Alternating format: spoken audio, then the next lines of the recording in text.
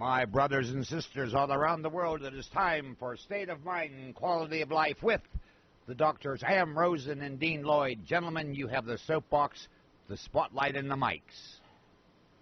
Well, thank you. And hello, and welcome to another broadcast of State of Mind, Quality of Life.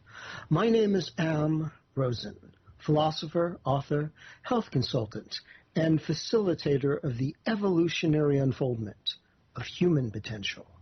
Along with my friend and colleague, Dr. Dean Lloyd, we're here to further your understanding of what functionally constitutes life, liberty, and the pursuit of happiness. Our topic for this transmission is cycles, revolving circles, and evolving spirals. Well, yippee-ki-yay, fellow humans, and a very happy and healthy new year to all you sentient beings who are capable of receiving such a greeting. Yet another year has begun, so to speak. We use the 1st of January to denote yet another passage around our sun. Of course, for our planet, the Earth, the actual new year coincides with the vernal equinox, the first day of spring, when the seasonal shutdown of winter thaws into the vibrant activity, and the germination, tucked away in the hibernating dormancy, blossoms into a regenerative renewal of growth.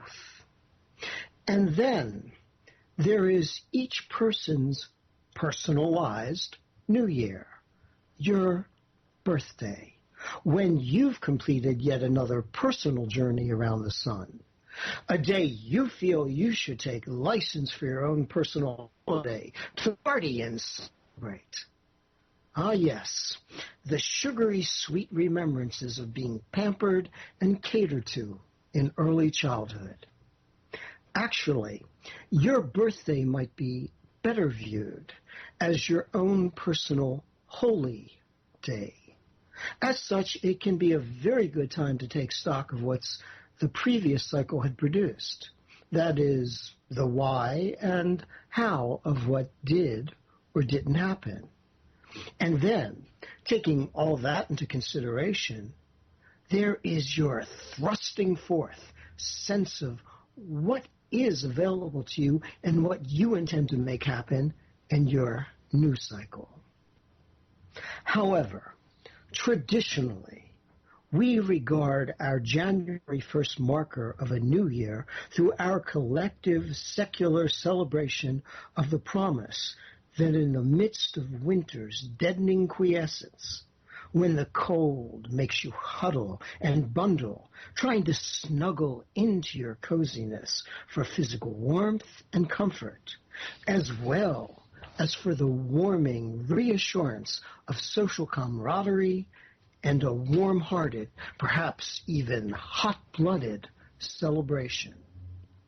It is when the loss of daylight drives your activities and thoughts more inward to reflective considerations and hope-for expectations of the renewal of life to birth forth in the new beginnings of the forthcoming spring.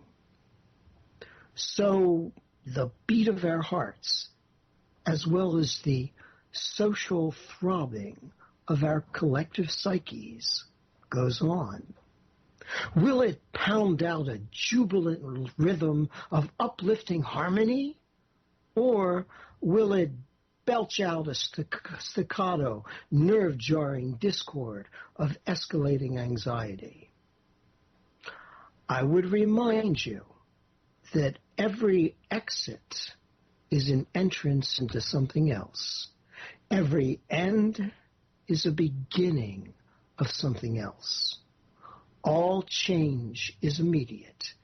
Everything else is just you preparing to let yourself go through the change. On this evening's broadcast, in accord with our new year, we're going to take stock of what conditions we humans presently find ourselves moving through, and what's available to us, both in the externally situational and, more importantly, in the unfolding expansiveness of our inner awareness. Can we, individually and collectively, make the kind of changes that will enhance the quality of our life for ourselves while laying the foundational groundwork for future generations? My answer to this is an unequivocal yes. Dean, please make your intro. Absolutely. Hi, everyone. I'm Dean Lloyd, a philosopher also, practitioner, musician, an inventor, author, and most recently, radio show host with Dr. Rosen. And we will be exploring a new way on the state of our mind and the quality of our life. Happy 2013. And today's show, beginnings. What does looking forward to a cycle mean? And knowing how a cycle works. In medicine, we have what is called a circadian clock. There's also a 24-hour cycle. There's the seasonal cycle. There's the monthly or moon cycle, yearly cycles. We will be discussing how these cycles can be recognized and where we consciously place ourselves while in one or preparing for one. We will also look at breaking or stopping dysfunctional cycles, as in repeating pain or a sleeping disruption. A slowly spinning wheel, one can make out the spokes. A fast-moving wheel, it turns into a solid color. Where are you on that wheel? What cycle are you in? Are you starting? Are you ending? And what cycle is our culture moving into and away from? Is it your move or time to wait? Let's explore inner and outer cycles in our first program of 2013. Am. Thank you, Dean. Yes, the wheel of life. Round and round she goes. And where she stops, wouldn't you like to know? Come on, baby, we need a new mindset. Let's talk about cyclicality. That is the basic thrust, pause, go, stop, in and out, being and non-being, inhalation, exhalation, the lub-dub, tick-tock of every pulsation that expresses an aspect of existence as a recognition of your awareness. Whether or not you realize it, we're all participants in the game of life. It's the only game around. And what is this game of life? I have a description of it. I'll explain it a little to you, but the description goes like this. The life game. The male and female, that is, all polarities in manifestation, connected through the earth, that is, awareness, animated through physical form, reaching for each other, that is, balancing in recycling complementary harmony through time and space, that is, through the contemplation of perception. What does that mean? Why is that important? We take the big cycles like, we can go all out to yin and yang, the masculine creative force, the feminine receptive force. Wonder where we got that description from. The spirit in nature, that which envisions and that which brings it into functionality, but down to every beat of your heart, every firing of a synapse, of a neuron in your nervous system. And nothing has continuous motion. There's motion and cessation from motion, which allows you to prepare for the next motion. That's the existence, the beat of life. And we're looking at these seasons that go round and round. We're looking at you going round and round through the various stages of your development. Life pulses within us. It pulses around us. Even more so, we are pulsed through life in throbbing cycles of continuous experience. What options does that create for us? And how have we been? How are we capable, if we want to, of responding to these throbbing, pulsating cycles? Dean? Em, hearing you speak of the life game, in my Accutone course, I go through an extensive explanation of how the search of our inner voice is done. In other words, we have a craving for order. And in music, in nature, in our family, we look, we desire, we want order. And cycles they draw us away from order and recombine our thoughts and what we've learned in a new order. We reorder. We order our house differently.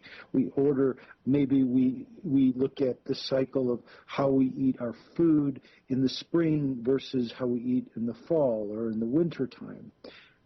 It's a beautiful exploration. And very often we get wrapped up in the process of how we are supposed to be doing something in the winter, doing something in the summer. What I would like to suggest is in this beginning of the year, we do not try to regiment ourselves to a strict way of acting, but to look at how we've acted and what has worked and what hasn't worked. Then what we can do is recognize cycles in ourselves and direct ourselves into a more satisfying way of being. Am and I discuss a lot about how we can achieve higher levels of health. We are, if you don't mind me saying, experts in recognizing how the mind operates in health. And if we look at where it is it's not working, and are we really honest, then let's ask the question of what are we going to do to launch ourselves into a better, more functional, happier way of working in this new cycle. And the beginning of the year is a great time for that because we allow ourselves, we give ourselves permission in a way to let go of what's happened. And that's where we can begin. Anne, please. Nicely said, Dean. Well, all right. The cross of the earth, the four quadrants that come from any cross intersecting with a sphere of influence. Above, on one side, the things that seem to inwardly affect you, your source of awareness, that which seems to be sponsoring you, inspiring you, motivating you, if it can get through. On the other side of the above, of the cross, the things that seem to be creating the world around you, the circumstances you find yourself in any given moment. Below, on the inner sphere, your response to your awareness to what's available to you, to trying to eliminate the things which seem to hurt you and hold you back, and open up to things which can enliven you and expand you. On the other side, outwardly, how are you going to deal with the world? Well, in this cyclicality of our life, the continuous and cycles within cycles, we have on the horizontal plane the circle, the revolving circle. Let me just throw in a little lyric from Joni Mitchell. And the seasons, they go round and round. And the painted ponies, they go up and down. We're captive on a carousel of time. We can't return. We can only look behind from where we've been and go round and round and round in the circle game. And if you experience cycles of circles, yeah, here we go again. Okay, it's winter, it's spring, it's summer, it's fall, it's winter again. Here we're going again. You know, okay, I do this, I got to eat, I got to go to work, I come home, I got to eat again, got to poop, got to go to bed, and whatever I can squeeze in between. That's the horizontal axis. It's life as it seems to be, and you're just trying to struggle to stay alive in it. That's a kind of a redundancy. Pretty soon you expect it to be what it is. And instead of paying attention to what's really going on, your expectation starts to limit your interaction. It can for all of us. And that can make things kind of boring. Life is incessantly vital. It's always what's happening. But when you get stuck in your emotional patterns, you interact less and less with life. You don't get the juiciness of life. What happens if you meet a new love, or it's an exciting concert, or something amazing happens, or startling? You pay attention. You're back in the game. You're wow, what can we do here? And the adrenaline shoots and the neural circuits turn on. But when you're stuck in emotional patterns and you live through expectancy, well, you're living through a prism of self-fulfilling prophecies. We tend to rearrange what you've come to think of as the past. And I promise you, we'll get into that. What you think of as the past isn't the past. It's only the highly biased, limited, secondhand notation of what little you bothered to receive of whatever was available to you, but you've labeled that as your past. And then we may rearrange it into the expectancy of an apprehensive future, which of course isn't a future at all. It's just a compensation for what you did or didn't feel you were experiencing in the past that you'd already supposed you'd have. That puts you out of the nowness of experience, the vitality. You're not paying attention. You're playing with yourself. And that can become debilitating. That can drain you.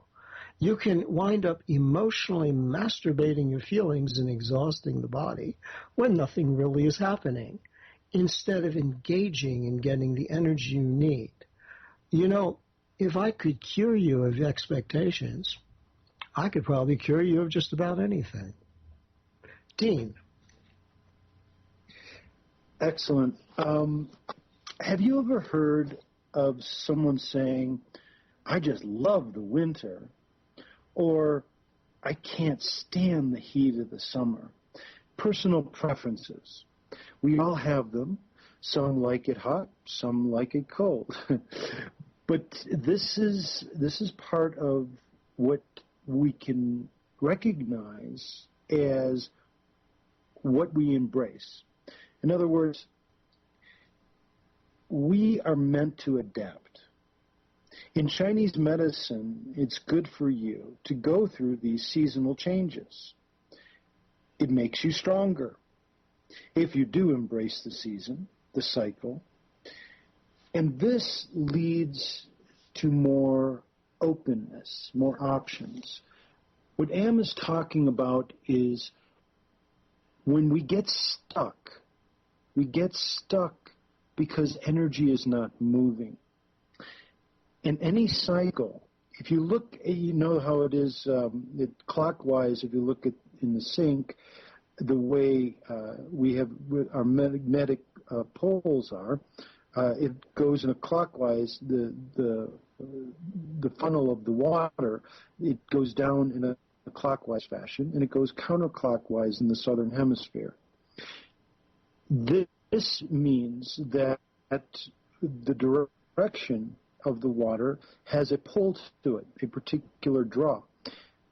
We can be resistant to these seasons. I know people that I live in a cold environment in the mountains in Colorado, and they leave. It's half of the town leaves here, and they live elsewhere. And some people go into warmer climates like Arizona or Mexico or someplace, and that's fine. But what we were meant to do, and this is part of our body's ability to adapt, is we are to go through these shifts of being warmed up in the summer and cooled down in the winter, so we can allow these cycles to be programmed in a healthy way. In other words, we can reprogram ourselves if we want to just about anything, right? If we feel like we want it cold, we can move it more north. If we want more warm, we can go more to the equator. Those are options that we have and personal preferences. The point here is that if we're walking into a particular way of addressing our attitude, our expectations of how things will be, it may snow a whole lot, and I'd have to adapt to that change.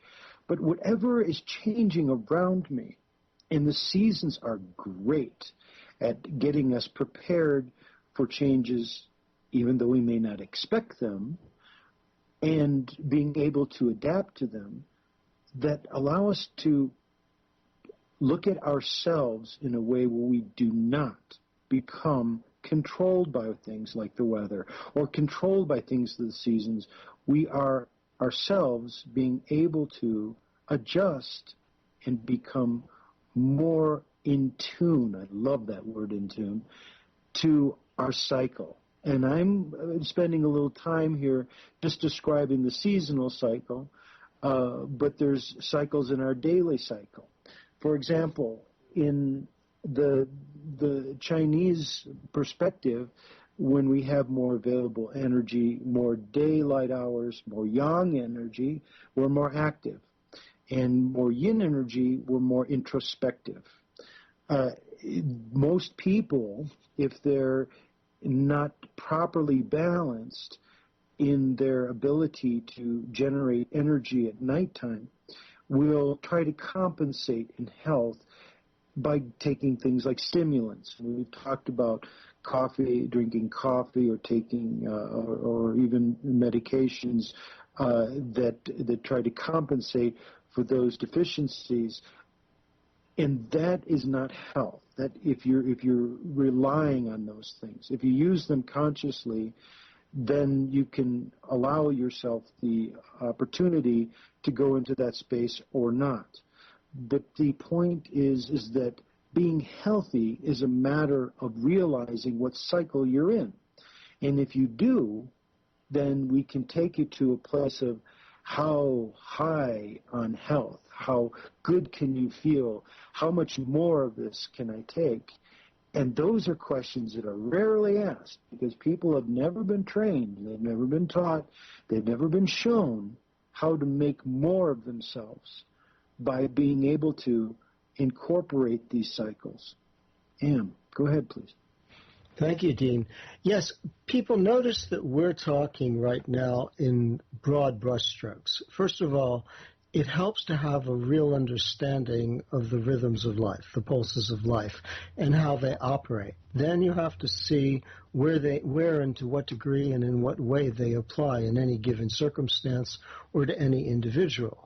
Knowing these things, knowing the seasons, knowing the rhythms of the body, we could go on and on talking for hours about all the rhythms. We could talk about the various metabolic circadian rhythms. For instance, your adrenal glands usually kick on about 3 in the morning, and they start making their various hormonal processes to provide energy for the body, and they usually shut down around 3 in the afternoon. It's a 12-hour cycle. If your adrenal glands are healthy and they've really pumped up, they've re-energized themselves, well, then that should carry you through easily the rest of the day. But if they were depleted and they couldn't quite complete the job, that 3-hour cutoff comes, and all of a sudden you feel like, what happened? Man, I could use a nap.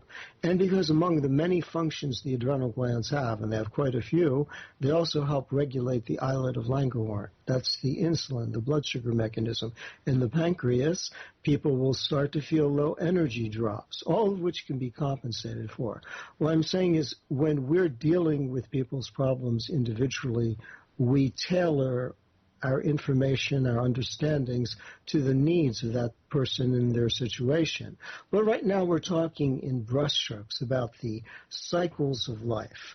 And getting back to that cross of life, okay, so if you're stuck on the horizontal axis, then you feel like you're always being juggled by time while you're trying to juggle your time. It's very exhausting. Can I keep the body alive? Can I get pleasure? Can I avoid the pain? Will God love me? Will I be able to manifest in the world? Oh, and it kind of runs you down. You keep going around until you can't anymore. It's entropy. But sometimes you say, okay, enough. Is it this or that? It's neither this nor that. And when you stop seeing it as one or the other, you stop trying to balance it, control it, oppose it, war with it, whatever, then you let go and you come into the center. And in the center is where you start to experience both halves because you're not relating to one or the other at any moment. That's when you start to move from the horizontal axis up the vertical axis. But that usually brings about what, for a lot of people, are existential conundrums. And I'll start that little thought off by a quote from a Dylan lyric. "There must be some kind of way out of here," said the joker to the thief. "There's too much confusion. I can't get no relief.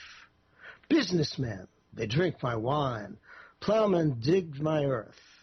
None of them along the line know what any of it's worth.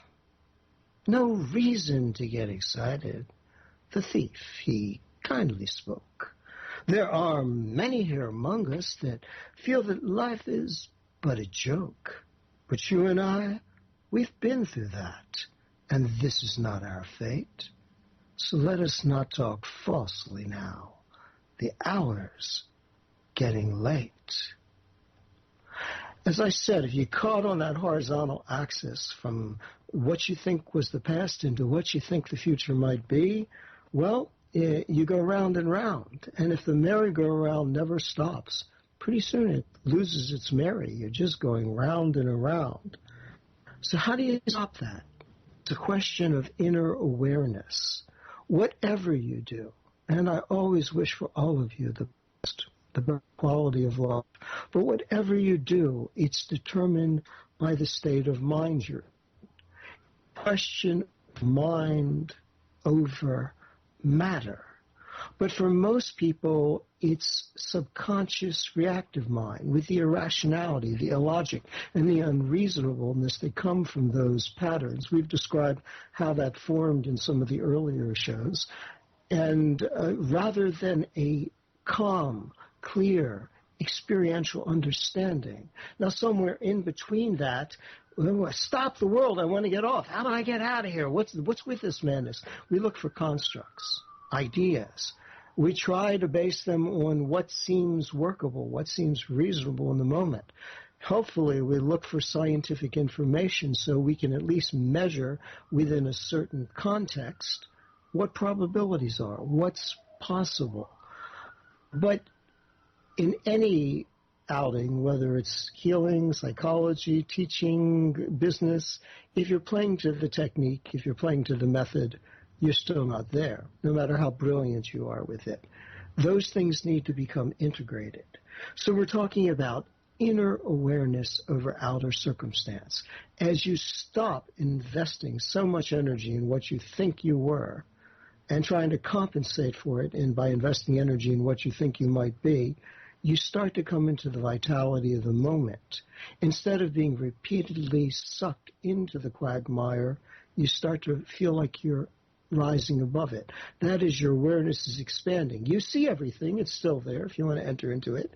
It's yours, but you no longer feel that you overly identify with it. You start to quiesce in your body and your mind. And part of being able to do that, to get out of this existential dilemma, it was exemplified by the myth of Sisyphus.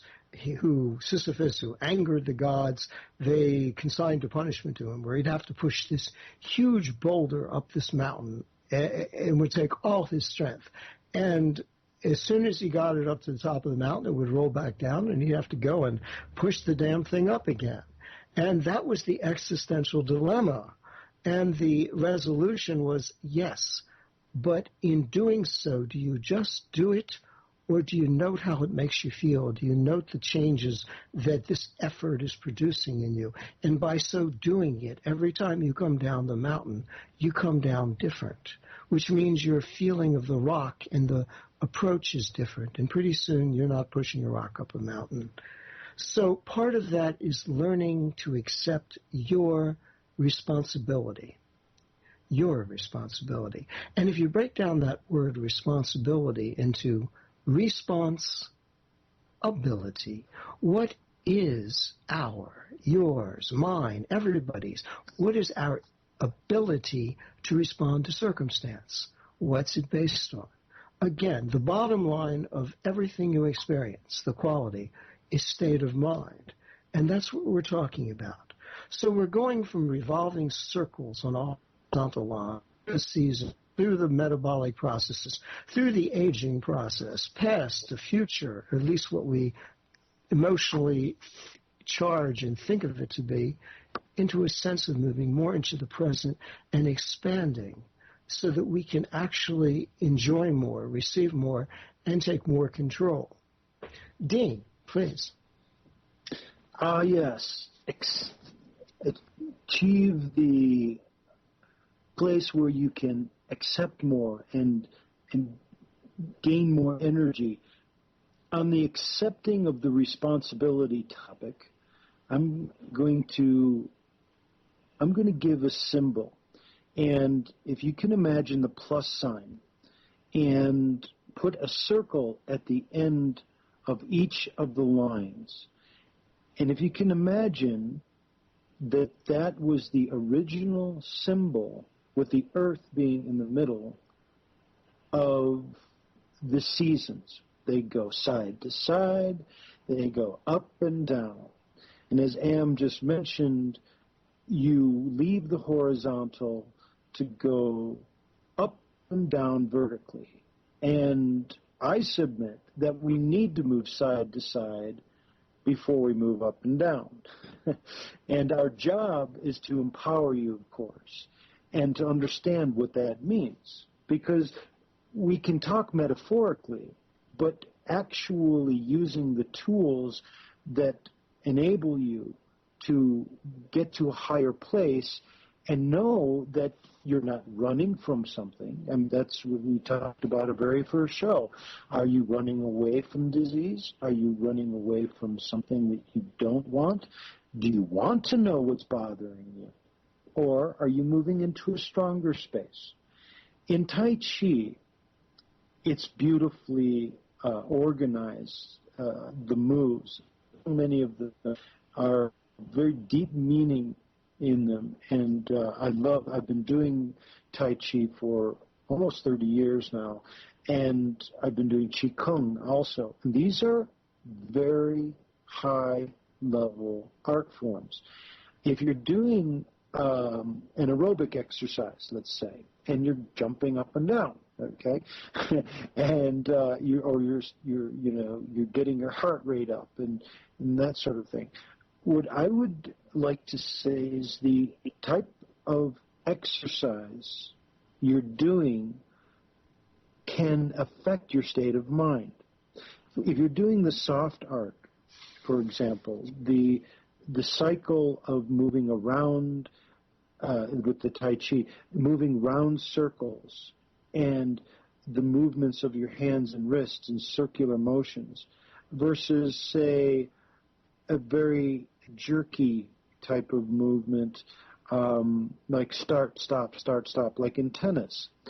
It will affect your muscles in a way where you respond differently in life.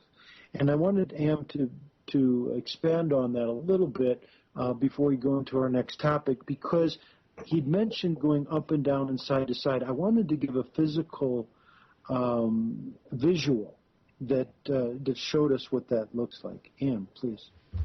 Thank you, Dean. Well, the heights of spirituality are contained in the depths of materiality.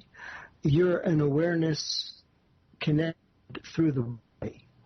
You are not just an awareness, a spirit wandering around. You're certainly not just a body. The body, as we've said, it's the vehicle for your consciousness to get around and grow and experience in this plane of existence. So if you're always trying to compensate for, well, this will make me stronger, this will make me smarter, this will make me sexier, I got to do this. Now, the techniques are wonderful. They are just a way of focusing and concentrating. And there are techniques into the body. Dean mentioned Tai Chi, and there's yoga, there's Qigong, there's many different, but just dance, just being able to move. If you're hurling around trying to blow off steam or, that's good, that's fun, that helps. But when you can so open up to the rhythm within yourself and coordinate it with the flow that's coming to you from without, then you're not dancing. You're being danced by the dance. You've moved into that lovely space. When that happens, there's harmony and balance. Harmony and balance always produces best effect upon the body.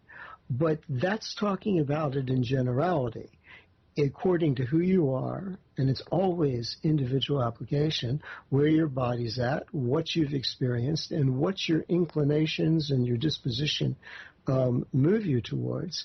It's finding out what will allow you to achieve that. What's in the way, and what do you need to get rid of? Is that what you wanted to enhance upon, Dean, or is there anything else there? I did, because we don't, I don't think in this culture, often use our movements to identify where we're heading. In other words, the exercises that are done can oftentimes be disruptive. I found this to be the case in a lot of sports. Sports, we're all chasing balls, or I just like to see an integration of a conscious movement this is where Tai Chi comes into play. But when we're talking about doing things cyclically, or when we're moving in the cycles, that has to be directly applicable to where we're headed consciously. You're not just arbitrarily thinking, okay, well today, I'm all of a sudden going to start. I picked on tennis. I'm going to take tennis classes, but your muscles are sore. You haven't properly been nourished. You're overweight. You haven't properly prepared yourself. When you're preparing yourself to go into something, if your mind if you're putting your mind in that place, then the cycle of exercise, you'll get more out of it. You'll get more out of your sleeping if you prepare yourself before your meal. If you're not hungry and you're sitting down eating because it's 12 o'clock noon and that's just the way things are, you may not digest your food very well. That was my point. I was just bringing. Well, that comes back, as it always does, to the learning process itself. Whatever you're learning, first there's a discovery phase where some new range of motion, some new access to energy suddenly becomes available to you. Maybe you meet a coach who's very good, and they say, hey, I can help you get in shape so you can do this kind of athletic event. and you are told to move this way and exercise that way and eat this way, and you're pushed and you open up circuits you haven't done before in a way you've never done before, and you're discovering a range of motion. If you feel an affinity with that, if that's your cup of tea, yeah, that feels really, I want more of that. Oh, I got some aches here. I couldn't quite get what they were saying. I tried it, but I couldn't do it. Then you're going to have to move into a mechanical phase, where if the discipline is good, if the coach or the teacher is good, you're going to have to start to play with techniques until you can achieve some access. You can strengthen the body, coordinate the mind with the body to where you can achieve this motion. If you do it well enough, one day you wake up, you're strong, you're coordinated, you no longer need to push the technique, it's integrated within you. Then you enter into the creative phase, where all of a sudden you are free to do that motion, whatever it is, and you can put your own unique touch on it, which is the only time it really becomes yours. But that holds true in anything you're learning, mentally, physically, emotionally. All right, so we've talked on that cross of life about the revolving circles, the horizontal, that existential conundrums of when you feel stuck, you're just running down and it's not rewarding enough. So let's talk a little bit about moving up that vertical ladder. Yes, we're going to keep going through cycles, the pulse of life, but those circles can turn into spirals, so that each time you go around and you're something different. You've changed. What you've experienced in the process of your journey, what you've learned, the way you've integrated it has changed you. So yes, you're experiencing outwardly the same thing, but your state of mind is different. So you're experiencing it in a different way. And let me start off by quoting a lyric, which I always found very poetic. Like a circle in a circle, like a wheel within a wheel, never ending or beginning on an ever-spinning reel, like a snowball down a mountain or a carnival below, like a carousel that's turning, running rings around the moon, like a clock whose hands are sweeping past the minutes of the day, and the world is like an apple whirling silently in space, like the circles that you find in the windmills of your mind. You know, your mind, that whirling configuration of your awareness, feelings, thoughts, emotions, urges, whirling around, and you're inside going through your own inner circles. In other words, there's a world outside of pulsations. There's the world of the body. You don't feed it. You don't treat it properly. It draws you up short. But then there's the world inside. You close your eyes. It's a whole different landscape. So we're looking at evolving the species, becoming more expansive, more inclusive, and more integrated. That is how you evolve. It may be a little something where you're learning to put together, use tools in a way to build a shelf. And this is expanding your perception of how to use your hands, how to coordinate them, how structures come together. And then you want to include what you've done in your overall sense of what you can do. And then you want to find the place so it becomes a psychological tool in your chest, in your mental chest, so that it works with everything else. You can trot it out, combine it, recombine it, put it down, pick it up, leave it alone, emphasize or de-emphasize it to any degree you want, any time you want. Now, that's a nice thought. How do you do that? That's the kind of questions we wish you were asking us. You want to functionally learn to secure the potential that's available to you. If you have an exceptional moment on any level, from any consideration, it can be pragmatic, it can be financial, it can be business, it can be emotional, friendship, lovership, child rearing, it can be standing off in a crowd or apart from a crowd, whatever it is, if you have an experience and you suddenly, in responding to that experience, accepting it, instead of going along with it, but questioning it, seeing what it means to you, it opens up a more expansive state. In other words, a new range of motion, maybe along the same consideration you've always had, but you see it in a new way, a new possibility, combinations, or it brings in something entirely different. If you have that even for a moment, accidentally, maybe you took a drug and for a moment it pushed neural circuitry and you were able to experience things in ways you normally don't experience things. Don't confuse the state of mind with what seemed to get you there, but if you've had it for a moment, then it's now available to your nervous system. And you will be haunted by that availability until you learn to functionally secure it, understand it to the point where it becomes yours to include and integrate in your psychic. We're talking about creatively augmenting through your individual intention. What is your intention? In living, is it just to survive? That's okay. You know, that in itself takes a lot. Is it to thrive and prosper? What does that mean to you? You can have champagne, caviar, a big bank account, but you can be miserable, worrying yourself, giving yourself an ulcer. I can't tell you how many people do that. You can have very little, but feel open and alive and joyful inside of yourself. Again, in this spiraling upward, the expansive, inclusive integrativeness of consciousness, it's all state of mind. Dean?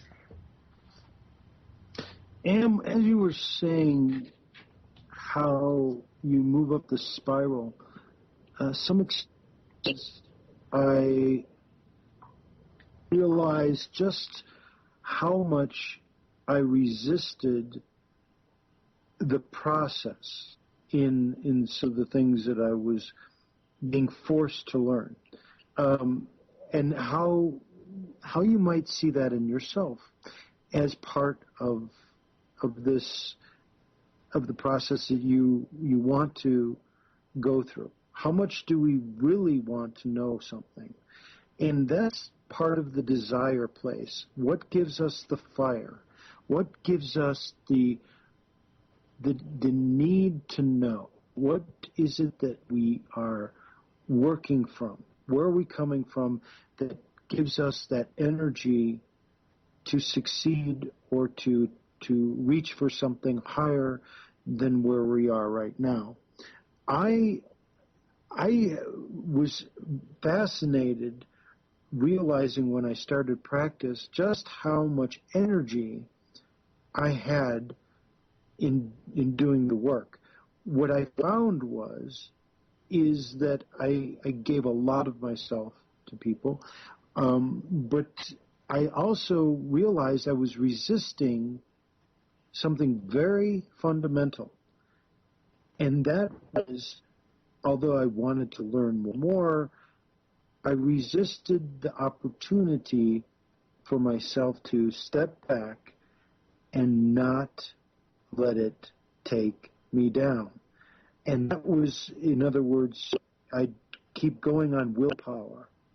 I don't know if it's an individual thing. You know, we sometimes think, and men have a particularly they have a strong affinity for trying to overcome their illnesses. I found a lot of men are in that position where they don't like to see doctors until they get very far gone or they can't function. But the reason I wanted to bring that up is it seemed appropriate to where Anne was going with this, in that, are we resisting where we're going? Are we hearing that we don't really need to get better at where we're going? A spiral is going up and a spiral goes down. If we go full circle and we see where we were at one point and then we finish out and we see where we are at the end of that cycle, our perspective is at a higher place and we see better around us. But the resistance part is one that I'd like to point out, because as we go up the spiral of life, and Carolyn Mace makes an interesting reference to this, the higher we go, it's not necessarily going to be easier. She says that it gets harder the higher you go. I tend to disagree. I would say that the more aware you become, the more responsibility you have of moving up the spiral. And that doesn't necessarily mean it makes it harder. It just puts more in your awareness of where you're headed. Am, would you please expand on that? I'd love to, Dean. Thank you. Well, yes, if it's lonely at the top, you haven't gone high enough yet. Because we're talking about the more open and the more clear you become, the more at ease you are, the more balanced you are. You move eventually, if you've managed to accommodate yourself, honestly, you move into a place that I like to call effortless effort. You go from striving to non-striving, which gets more done. Effortless effort is when who you really are, which unfortunately most people don't know, and who you see yourself to be, how you image yourself, your ego projections, and how you interface with the world, your personality, the way you interface, when they're all one and the same. Now, for most people, they feel disconnected from who they are, the source of their awareness, and they form images in their ego, which are a composite of their physical needs, most of which people don't understand, the irrationality of their feelings, and the legacy of confusion that people have inherited subconsciously. It keeps getting passed on. Their conceptual thoughts to compensate or try to move ahead or keep at bay what's unresolved. And that's exhausting. But then, can I get you to see me the way I think I should be seen? And we evolve personality mass. Some people become overloaded with personality. Wow, when you meet them, you are charmed, you are dazzled, you are amazed, or you are put back by their intensity. But when they let go of that, they feel very hollow and empty. Other people can't project themselves very far into personality. They're inside saying, oh, if you only knew the real me, if you could only understand, because I've got so much love, got so much I can do, but you can't project it out. And that leads to a constant struggle, a constant battle. I'm, again, making a very interesting story we could enumerate on almost endlessly into a short description. When who you are, and the question is, as you move up that vertical ladder, and yes, Dean is right, the spiral has to start someplace. That's why it's a cross. It's grounded in the very material of existence, the nature of existence. But remember, that moving spiral, when it's really moving, has a sucking motion. Now, in the center of any moving force, a cyclone, a hurricane, there's a point where all the energies come into balance. It's the eye of the storm. It's the calm place. And if you can enter that consciously, instead of feeling torn apart, you feel in control of those energies. But if you get caught outside of that center, then you're torn and buffeted to such a point where you almost think it's going to take a flaming miracle to rescue you from your plight. You know, I'll be good. Please help, help. Okay. As you move up, you can't move up that ladder. Oh, you can jury-rig it. You can fast for days. You can pray for days. You can do different postures, go through all kinds of interesting techniques, take certain mind-expanding drugs, and you can push yourself into an experience that you normally don't know how to evaluate. Great. Now you've seen it's available. But between what you've opened up to and all the drag lines that are unresolved, as I said, you're not going to have a lot of peace until you learn to resolve and integrate that. As you get closer to the center, the more at ease you are, the more calm you are, the more vitality and power you have access to. Power being energy given conscious direction. There's energy all around you. There's social energy, physical energy, mental energy, all kinds of energies. And when you give it a conscious direction, that's when you call it power. As you move up, you feel more in touch, more able to receive, more able to open your space when you want to, more able to retreat into your space when you don't want to. So given the opportunity to play, you'll play for all you're worth because you don't feel you can any longer be trapped or cheated or stuck.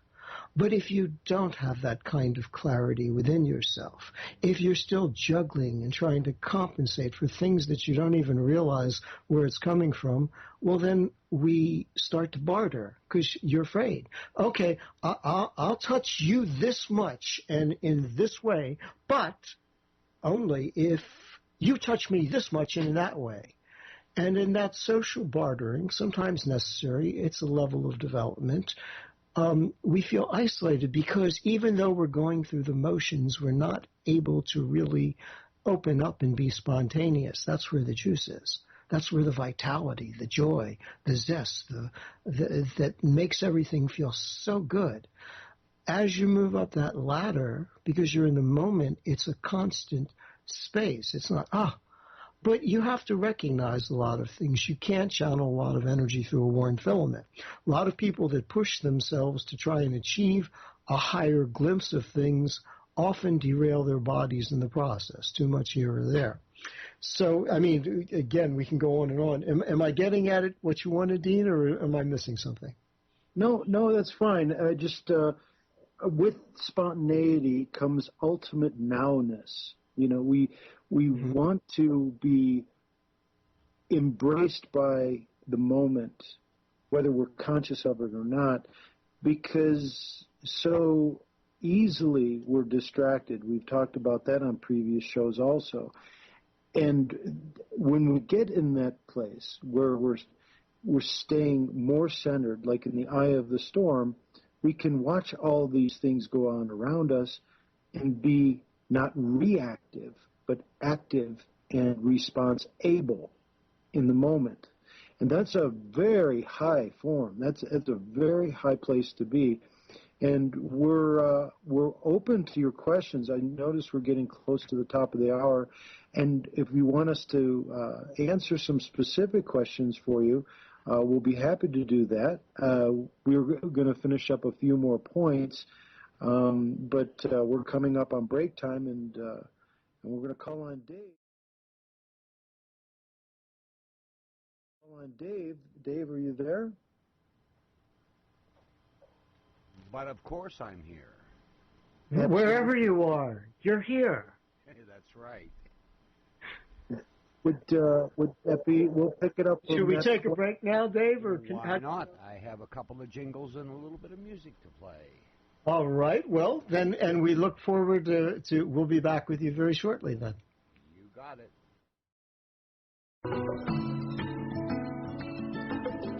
All right. Well, welcome back, everybody. You know, I can say it's part of my art that once you have it for yourself at any level, the next best thing is to see other people have it for themselves. You're much more fun to play with when you're coming from a place of strength, when you're there because you want to be there, not because you're afraid not to be there or you feel you have to be there.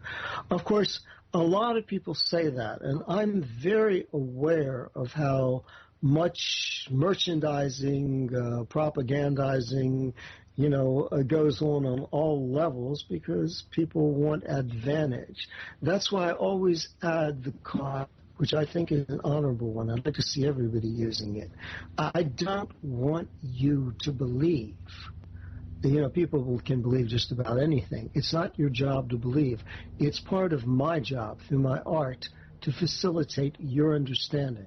So if I claim to have insights into physical health, into consciousness expansion, into interactive social dynamics, then according to what I'm claiming to understand that I want to share with you, I have to be able to show you exactly what it is, how it's constructive, what its interactive range of motion is, and how you can independently access it for yourself. I have to be clear, reasonable, logical, and able to demonstrate it. If I fulfill those things, then I truly do understand, and I'm in a position to share with you. If not, yeah, I might have some interesting ideas, but it's not there yet. And I want to caution you because there's so many people trying to figure out ways of using ideas and implications that we've all been kind of conditioned into socially, generationally, to try to use those things to gain advantage. Now, there's nothing wrong with gaining advantage, but let's do it in an honorable way, one that's productive. Let people make their fortunes making the world better, not capitalizing on people's weaknesses. Just a thought I want to reiterate for our new year. All right, so we've been talking about those going round and around, or recognizing you don't want to be stuck that way and into an entropic circle of just, losing energy, of breaking ranks and starting to become more expansive, inclusive, and integrated. Now, you have to deal with the world. When I was a boy, I was very close with my father, exceptionally close, and he was my first teacher, and really was a good teacher. And among the many things he used to tell me was that, son, if you want to be a romantic and an idealist in this world, then you're going to have to be able to beat your fellow man. Not that you should want to, but you're going to have to learn to hold back people with one hand while you move ahead with the other, or they won't leave you alone long enough to do that. So he was talking about what I like to call regulating the outer furnace. Take a quick lyric from Jackson Browne. Do what you can to keep your love alive. Try not to confuse it with what you do to survive. So we're talking about dealing with outer social circumstance. While you're going through your own evolutions, while you're becoming more expansive, inclusive, and integrated, you got to do it in the world. You got a food that needs to be obtained so you can fuel the body. You have to keep it clean. You need to keep it sheltered. You need to be able to relate socially. So it's kind of half of that phrase. We want to be rendering unto Caesar's what is Caesar's. And what is Caesar's? That is the governmental social process of a civilization is social survival. You do what you find necessary, hopefully in a very intelligent way, to survive in a world that's been literally beating the hell into itself for generations. The extreme example, if somebody was to suddenly come up, place a loaded gun to your head and say, hey, don't you think I'm handsome? We say, yeah, man, you're the most handsome person that's ever lived. You're incredible. But inside, you're not thinking this guy is handsome. Inside, you're thinking this guy is a goddamn psychopath, and I'm going to tell him whatever I have to get that gun away from me. That's rendering unto Caesar's. That's social circumstance. That's survival. But the problem is, because we are so scattered, because we've been turned against ourselves, mostly out of ignorance-generated confusion, but also people capitalizing on that for their own advantage, we often turn into a point of self-justification. We're always assertively being defensively aggressive. Well, do unto others before they can do it unto you. Kind of a variation. It's the not-so-golden part of the rule. Well, part of it is the more secure you feel, the more comfortable, the more at ease, the more clear, the better you can handle what's going on out there. And let's face it, right now the world is in critical mass on so many levels. Climate changes, ecology, pollution of the environment on massive levels, the possibility of mutated bacteria and viruses that could wreak havoc, not to mention the people running the ship who need a lot of help. I don't mind if somebody runs the ship. I just would like them to be competent. Well, we'll talk about that more. But right now, I want to point out to you that in this new year, while you're moving from that redundancy of just going round and round to spiraling upward in a more expansive, inclusive, integrated way, you need to take care of business out there. And part of that is your health, because you can't do much without the body. Part of that is using the body's vitality to fuel your mental processes so that you become highly suspicious and mistrustful of anything that causes you any degree of inner discomfort. You don't accommodate it. You don't justify it. You may have to work with it because that's all that's available to you at the moment, but inwardly, while you're dealing with the guy to the gun with you at your head, you're going, okay, but no, I don't understand yet. This is not the way that's satisfying and fulfilling. What is? For me, if you show me something that makes me uncomfortable, there's not much that can anymore, then I become like a dog with a bone. I don't run away from it. I don't let go of the thing until I've resolved it, because I know that in the resolution of that misunderstanding within myself of how to more appropriately, adequately, and effectively deal with the energy, that's my point of liberation. That's the next place where I free up that energy, regain access to it, and can integrate it and use it the way I want. So we're either going to where we want to go, which, as I've said, is a more expansive, inclusive, integrated state of mind at whatever level. There's no contest and no competition in this. Or you're getting rid of whatever is in the way of you going to where you want to go. So there is nothing negative. Everything is opportunity. Dean, please jump in. No, this is a show on cycles and circles. I remember a lyric by Harry Chapin. I'll go through it. All my life's a circle, sunrise and sundown. The moon rolls through the nighttime till the daybreak comes around.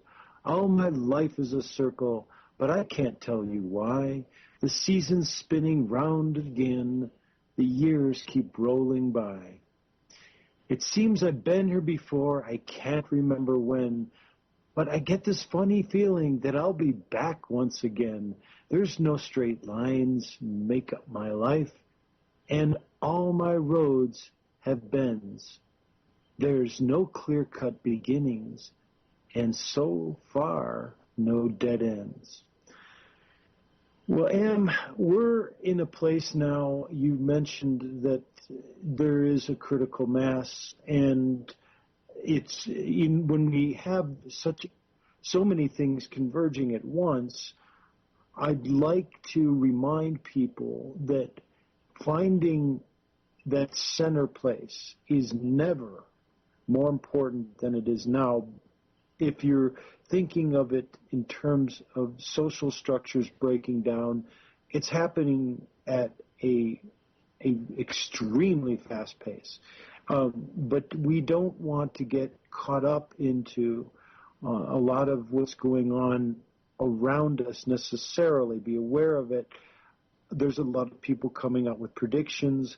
I've been listening to a few of these top-rated radio shows that are offering their insight into what is happening socially and what the government's doing and so on.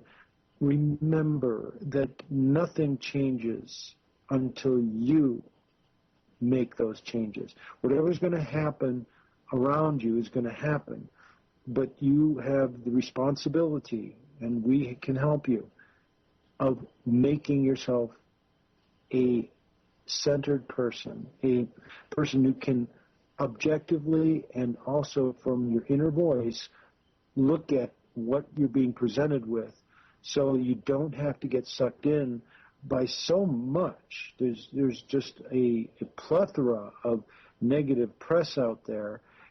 You don't get sucked in by it. It's a caution, and these things will be finally ending. You know, they'll come to their point to where they can't push anymore, and we won't be manipulated.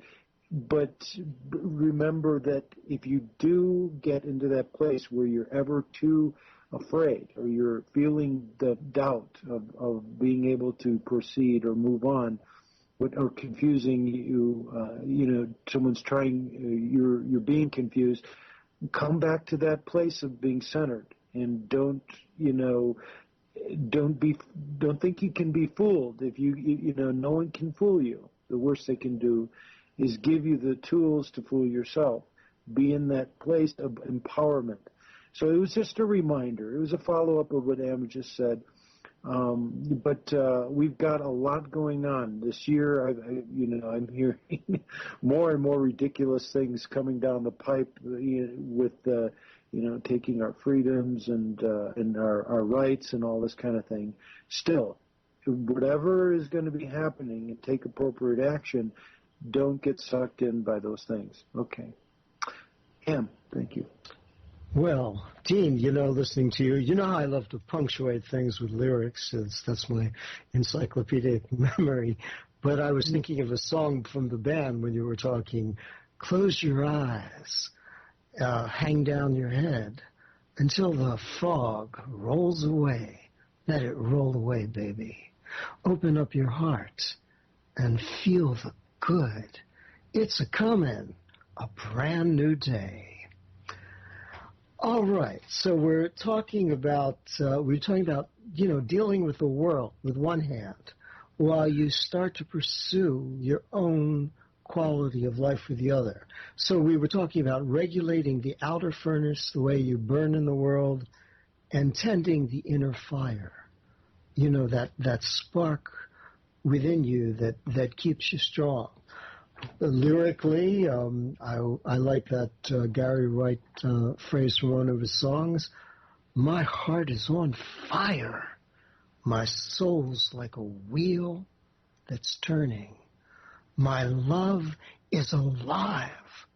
My love is alive. Yeah. So we're acknowledging and reconciling our personal inner mindscape. Again, the quality of whatever you experience, whether you're awake, asleep, dreaming, hallucinating, whether you're unconscious, subconscious, self-conscious, superconscious, whether you're impaired, average, exceptional, transcendent, anytime, any place, under any circumstances, no exceptions in this or any other dimension. The quality of your life is determined by the state of mind that you're in. What determines your state of mind? Because the more you can learn to determine your state of mind, not lock yourself in, then the more you can enhance the quality of what you experience. Two people look at the day. One says, God, what a beautiful day. The other says, hell, what a screwed up day. The day is the day. The difference isn't in the day. It's in the way you're able to perceive it.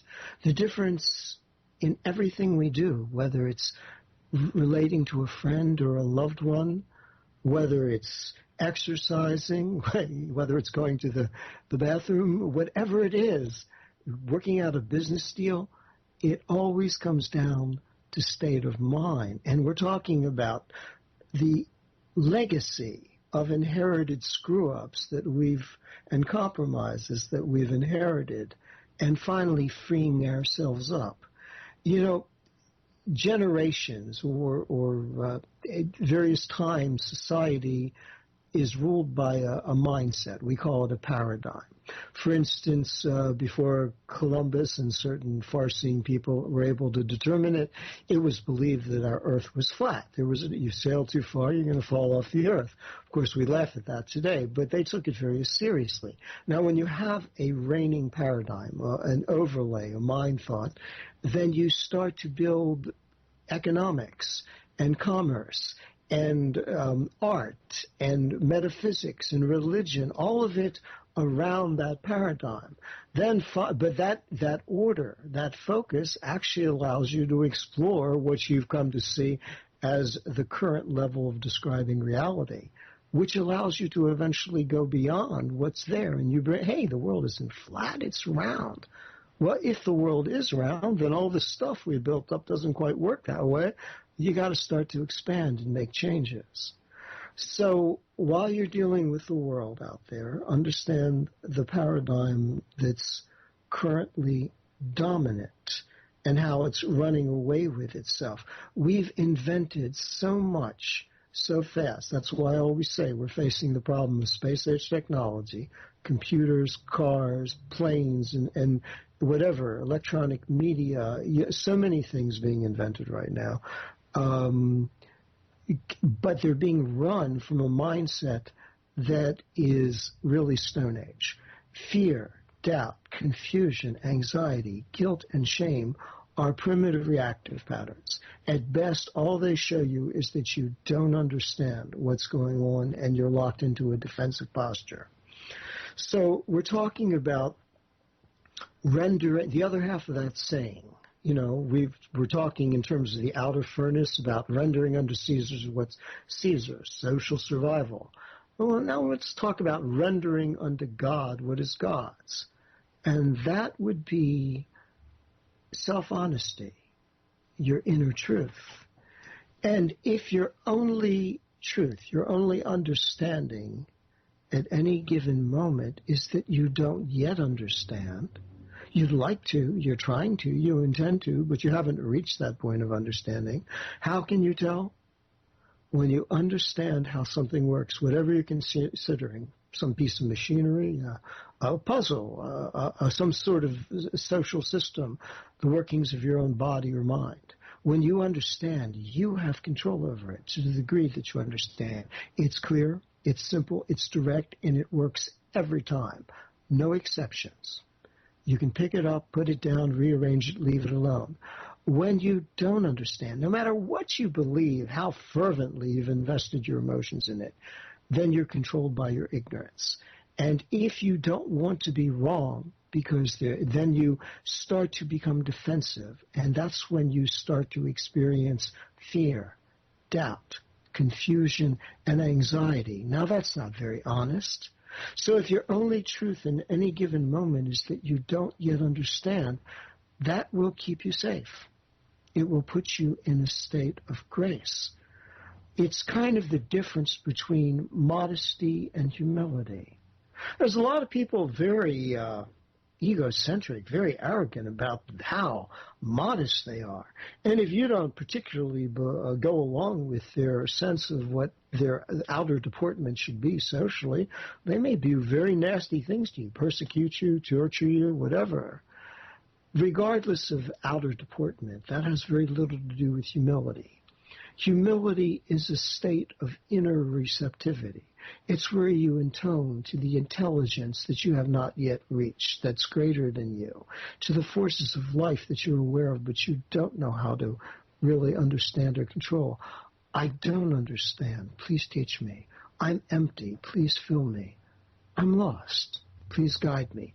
It's a state of being inwardly receptive. If you would, it's copying a plea to the integrity of your own awareness, your own spirit. So you want to be able to go up this vertical ladder where you become more expansive, more inclusive, more integrated in your mind and body, so that everything you do is not coming from a place of desperation, and you can enjoy more, and you can be more healthy, and you can relate to people because you want to, and you know how to take your own space. That's a question of spiritual evolution. In other words, we have this potential. We've had it since we first moved onto the plane of being human. But obviously, just as a child is born, a newborn infant with the potential to walk, talk, and have sex, they can't walk, talk, or have sex. The body has to grow and develop. Hormonal releases and neural circuitry has to come into place. There has to be feedback through experience before these circuits come online. So we have this incredible human potential. At various times, different people, through art, through scientific genius, through spiritual personification, have exemplified these potentials in us. For a moment, sometimes we experience in ourselves, we have a personal high. Wow, do I feel good. Boy, do I feel clear. I feel so sexy. Oh, I am really feeling strong today. I am so peaceful inside. But we don't understand them, but they are part of our potential. So part of this tending of the inner fire, that which burns bright within you, that burns away the grossness, the dross, the darkness, part of that has to do with your own integrity. And again, at any given moment, if your only understanding is that you don't yet understand, that will keep you safe. Dean, want to jump in?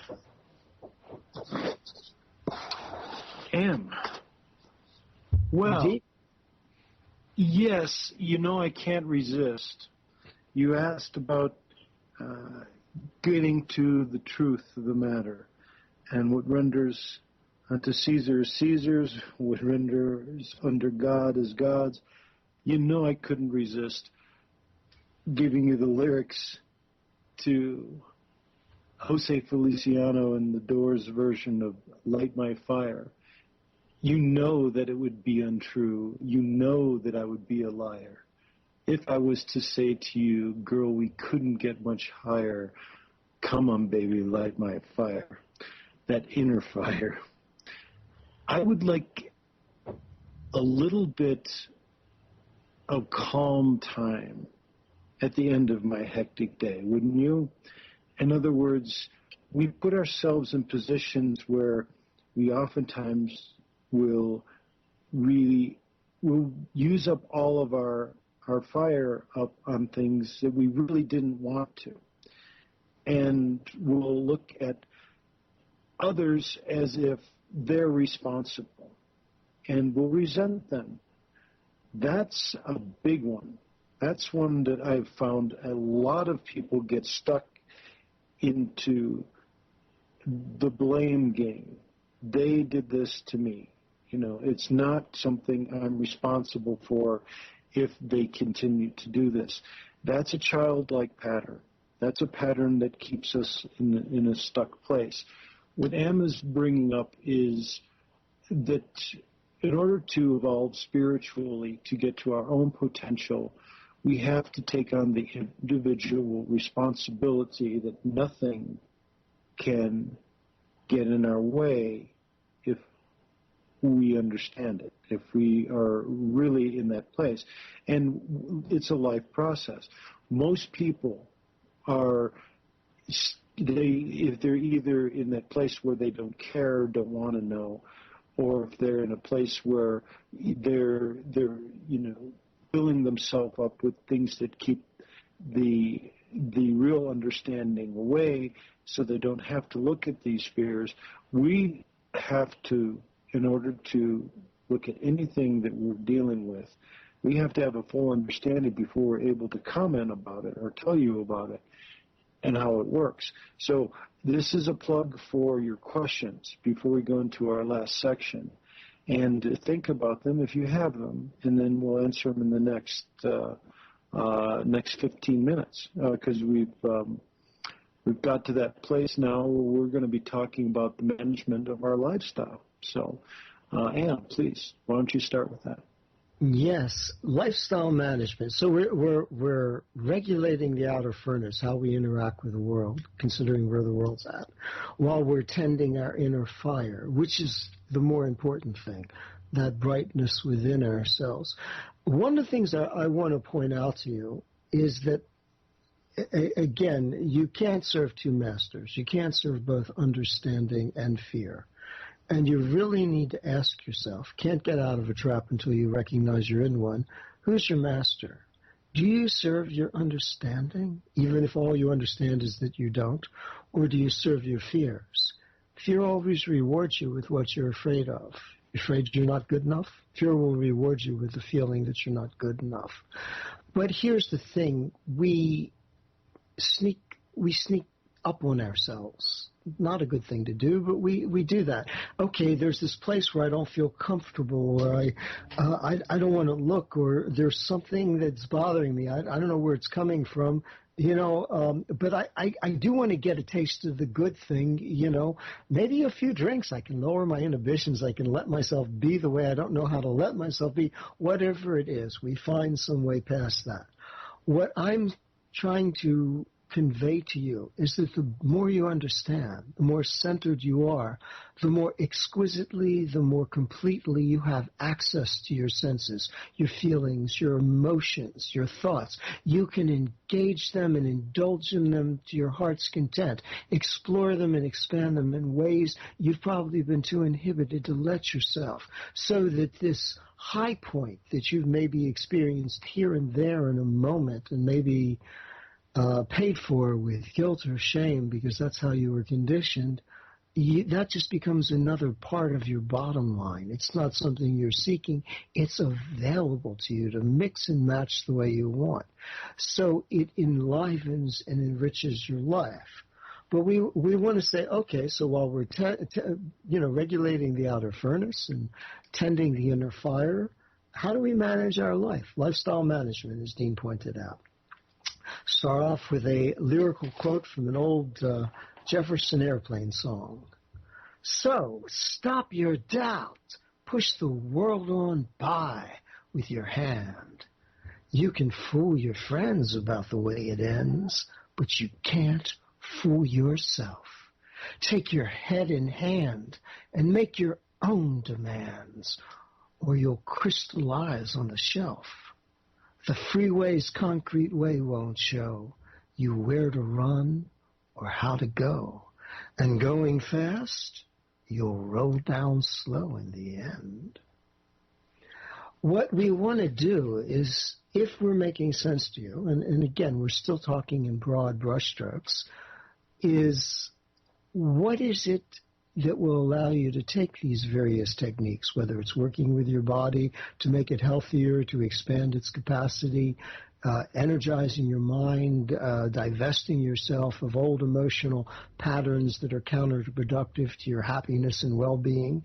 What is going to allow you to start to take these various methods and possible techniques, ways of focusing and concentrating, and incorporate them into your life? That's one of the challenges I face with everybody that comes to me individually. I have to help them obtain what I like to refer to as a healthy discipline. Now, discipline, you become a disciple of something. You say, this is the proper way to be, or this is the correct way to achieve such and such. So I'm going to become a disciple of that way. I'm going to create a regimen which will become my discipline.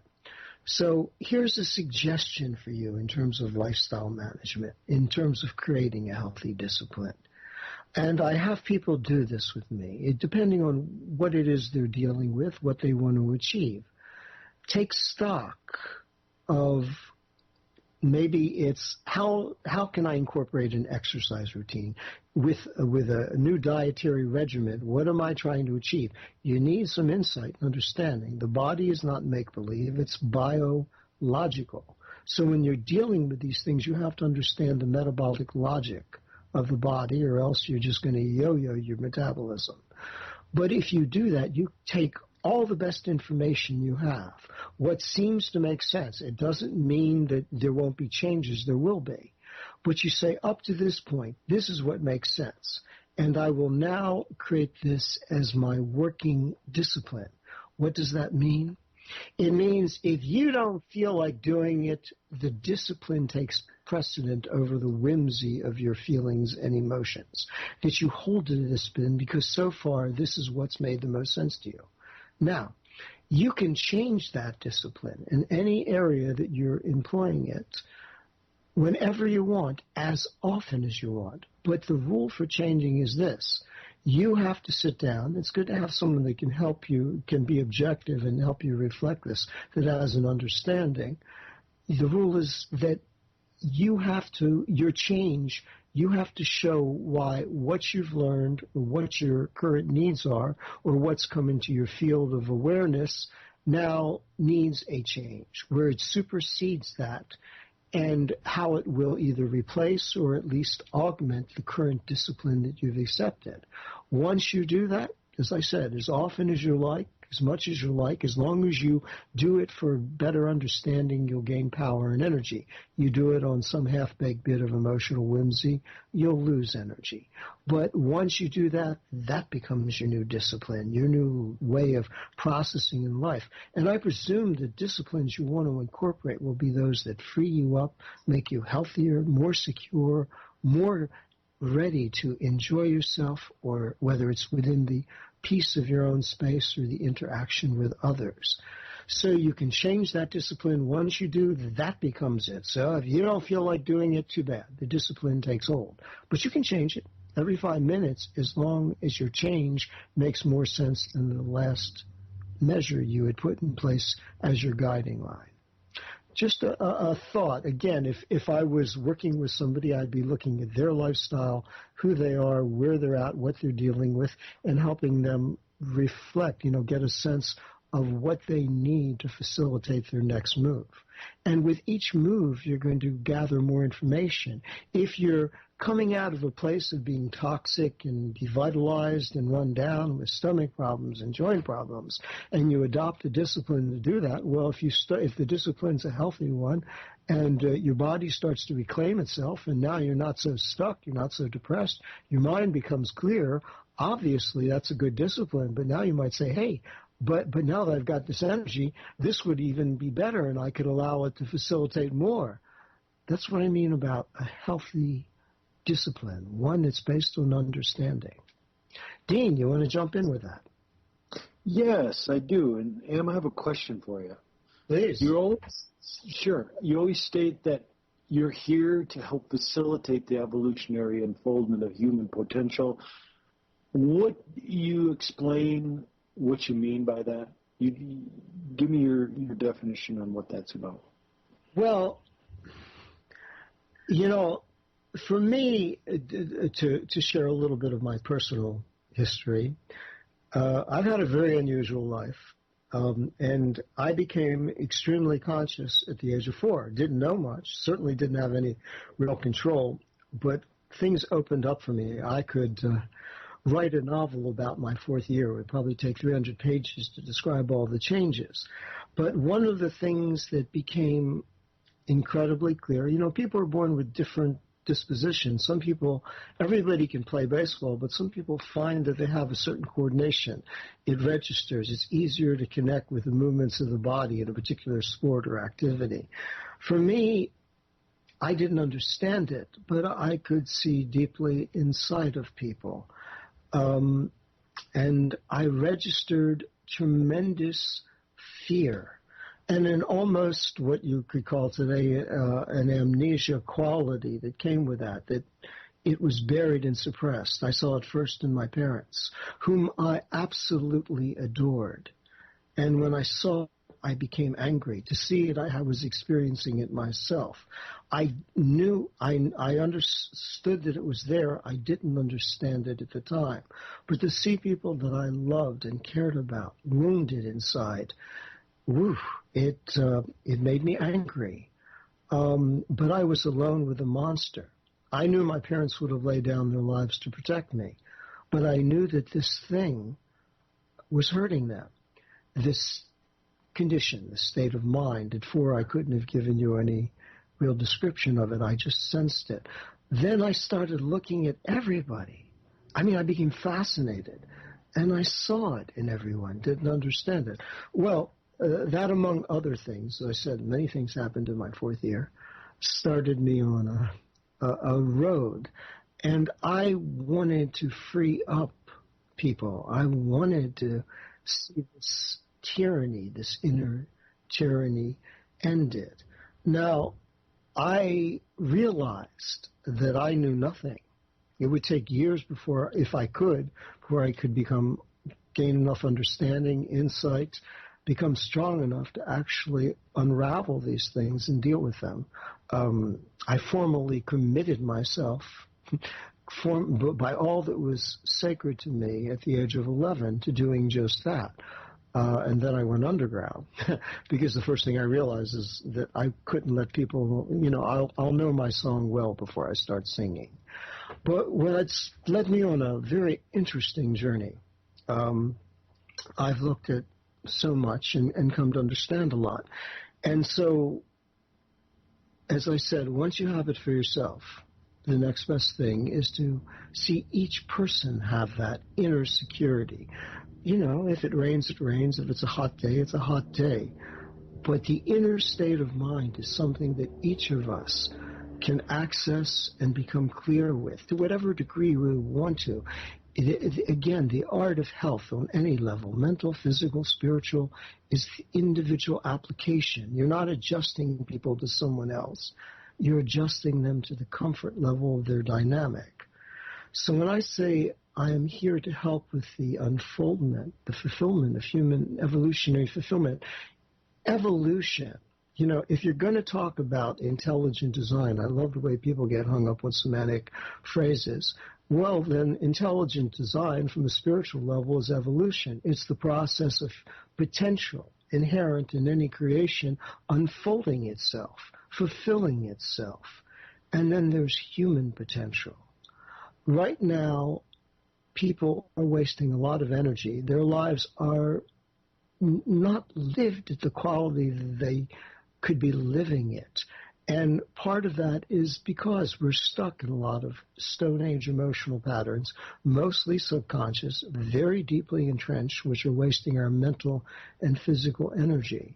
So my function, my art, if you would, as a philosopher, as a functional philosopher, I'm not just the person that thinks these things. I feel tested to where I feel I can really share something. I would rather exist in obscurity than mislead any person.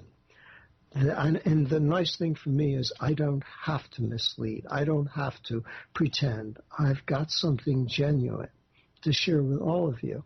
So I am here in any way I can to assist you individually and collectively with coming more into your own. What you do with it, I don't know. That's up to you. It's your life. But I know what you'll do without that ability. You'll go round in circles that we've been passed on generation to generation. They aren't wrong. They're just counterproductive.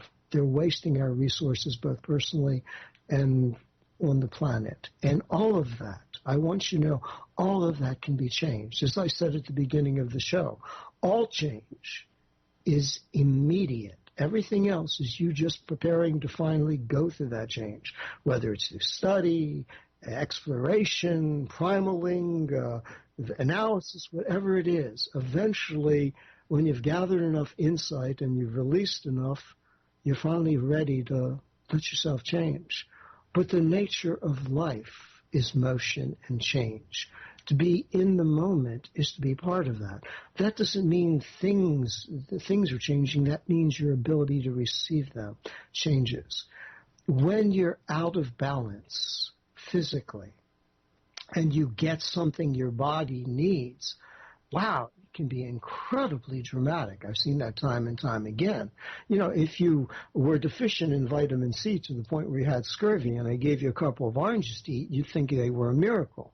But if your body is fully tanked up on vitamin C, you can take it all day, you won't notice anything.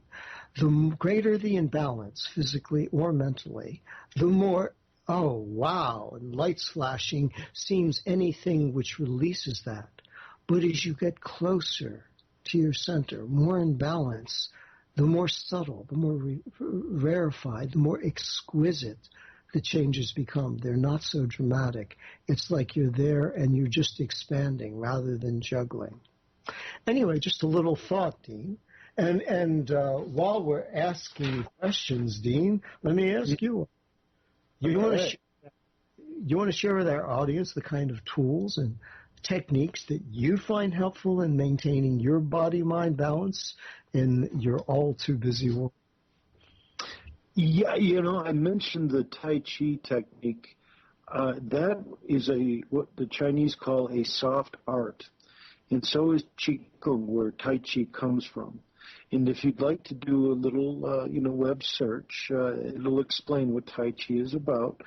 But there's these movements that are slow, they're intentional, they're fluid. And the whole idea is that you're moving as if you're in water, and your body slows down to that pace, and it's a very different pace than what most people are used to.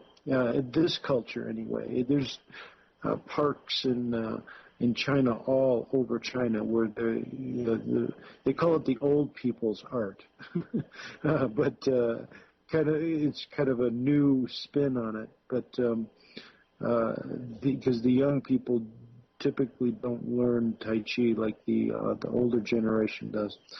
But that's one technique I use often. I've been doing it for almost 30 years. I love Tai Chi. It cools me out. And with this very mental world we live in, it's one of the nice equalizers. Another way that I do it, oxygen is a big part of my life, right? Every breath you take is oxygen. It's a big part of your life too. And everything we eliminate has to be eliminated through oxygen. I suggest that we up the ante. How do we do that? I'm glad that you're interested in this like I am, but you can do it in a variety of different ways. There is a product on the market called O7.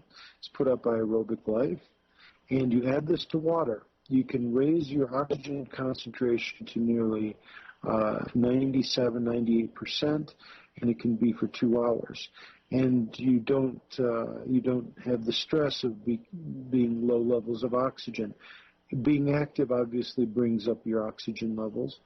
I won't go into other oxygen methods right now, but that's another way that I keep healthy. The third way, of course, is creating my baseline nutritional protocol. And okay. Yeah. Are you there, Em? Yeah, I'm sorry, Dean. I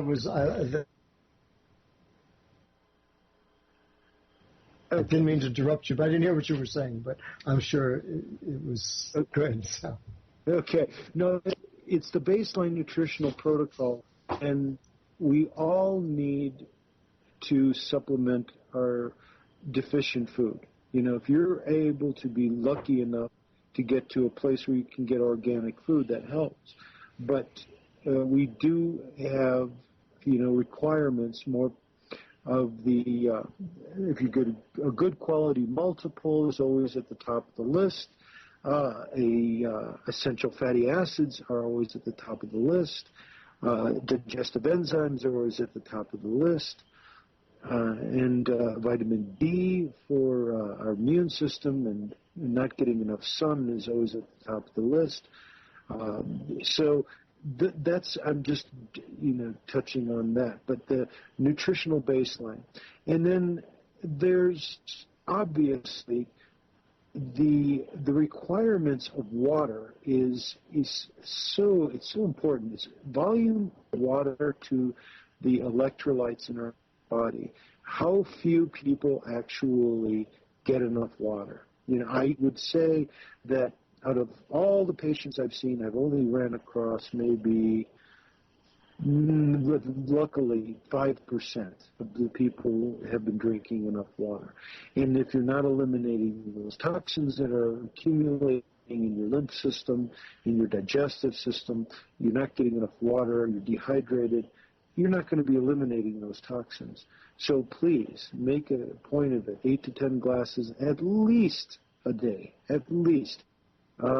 May I give you a better example than that? Half By all your means. body weight in ounces of water per day. Say it again. Half your body weight in ounces of water per day. So if you're 100 pounds, then you'd say 50 ounces. Yes, and believe me, that works the best of anything I've tried. But I have a question for you, gentlemen. Please. Consciousness is the endless frontier. How would you approach someone who had a negative experience in the expanded consciousness to open them into its positive perspectives? Okay. You want me to take that, Dean, or you want to pick it up? Sure. Any experience we have. I've known people that have had just terrible trauma. I myself was in an accident where a car backed up on my leg and it crushed my leg.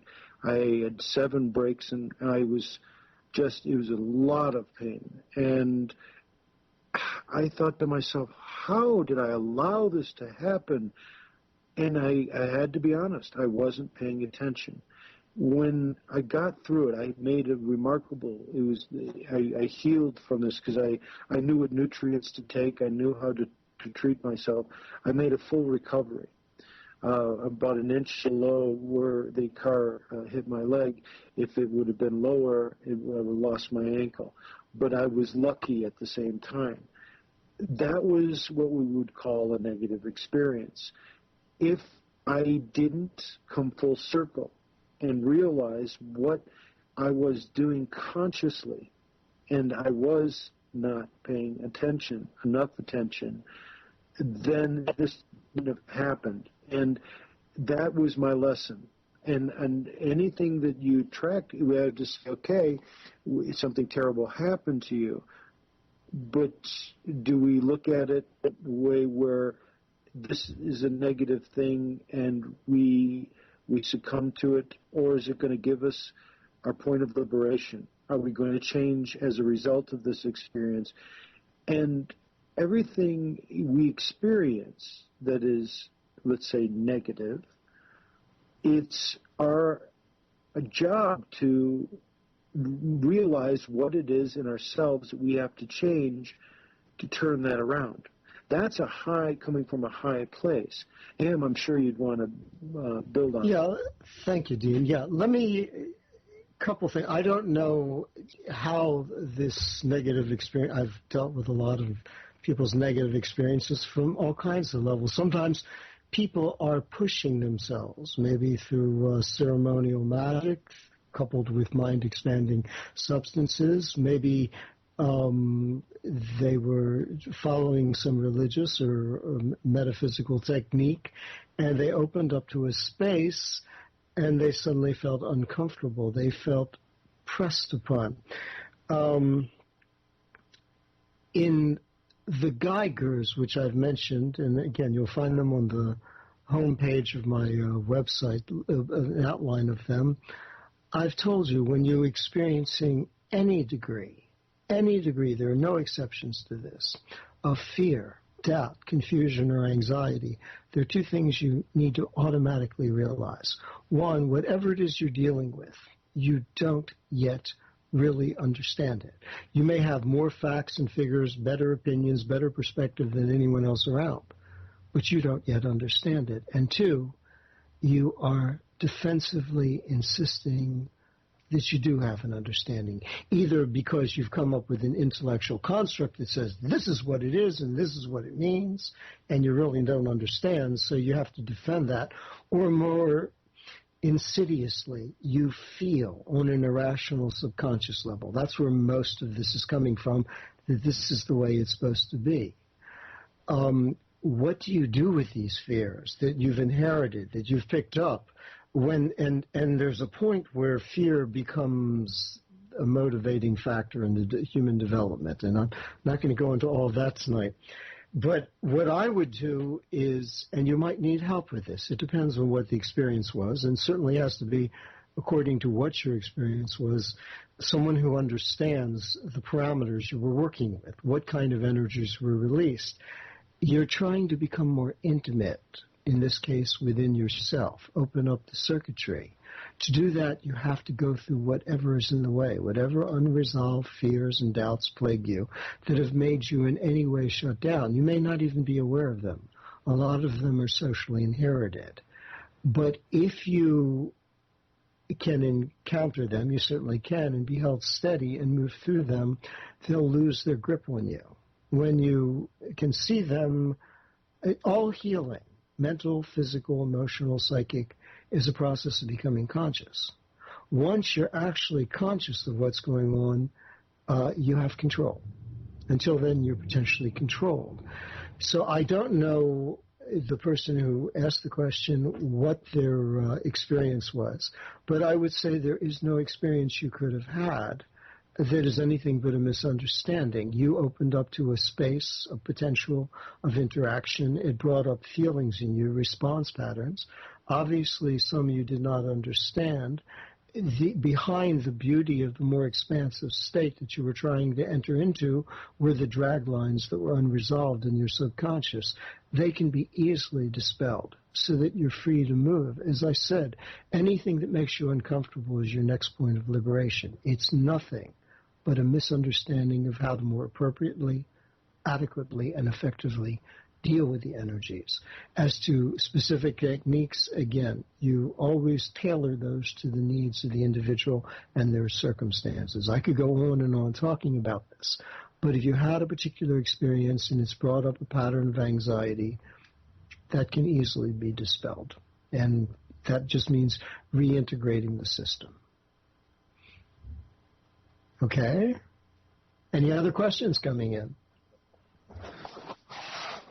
Questions about questions? Not yet. Not yet. Okay. I have one other question, Am, for you. And you've talked about the Geigers. You just mentioned that. But you said what you call the Geigers apply to any situation anyone has ever experienced, seen depicted, or could you, or could even imagine these? Well, if they are, then why would people find it beneficial to learn to use these techniques with Geigers? The Geigers will save you a lot of aggravation. We spend a lot of time avoiding ourselves, compensating, adjusting. It really devitalizes us and it obscures our mental process. The Geigers are based on a very concise understanding of how the nervous system processes. And that takes into consideration the developmental space of the nervous system. As I said, you're born with a lot of potentials, but they aren't there. If you go from crawling to standing, you develop inner equilibrium and distance coordination. That's a big change. But there are junctures in the development of your nervous system, especially in the early years, that are even more profound than just learning to stand and move about and to palparrot words back and forth. Usually they've been mishandled. We're growing. People think they came into the world. You're growing from the world. You grow organically from the physical, which is unconscious for most people, through your feelings, which are subconscious. All of this can be made conscious, and into your self-consciousness, the idea of who you are and what your relation to the world is. But I've made a statement, and, I'm funny. I always say don't believe. If somebody had made this statement to me, I'd be all over it. Really? Well, let me check that out. I always loved Socrates. He was one of the first philosopher. Plato wrote about him, used him as a vehicle for extolling things, but he would be in a situation and someone would come up and tell everybody, hey, I know what truth is. Socrates would get all smiley and wily and say, oh, you do? That is at last, somebody who knows what truth is. This is so good. Please, do you mind, so I can understand what truth is too, if I ask you a few questions? Well, I've said to people, I need 12 fully functional Socrates to try and undress me publicly, so psychologically, so everybody can see I'm already naked. I devised these Geigers. They were a product of hard-earned insight as a safe way for people to at least gauge what's going on within them. The first one, well, should I do this? Should I do that? Okay, I'm involved in this relationship, friendship, business, lovership, in some way, some capacity. Do I just keep going on? It doesn't feel good. So the first Geiger, if something feels good to you, whatever it is you're dealing with, fine, by all means, move towards it. But the moment, and the key to using the Geigers is self-honesty. You might have to lie to somebody else, but you can never afford to lie to yourself. If it stops feeling good or you stop wanting it, I don't care how good it was just before this. Maybe it was Shangri-La, Nirvana, Utopia, and multiple orgasms all rolled into one. Well, hallelujah.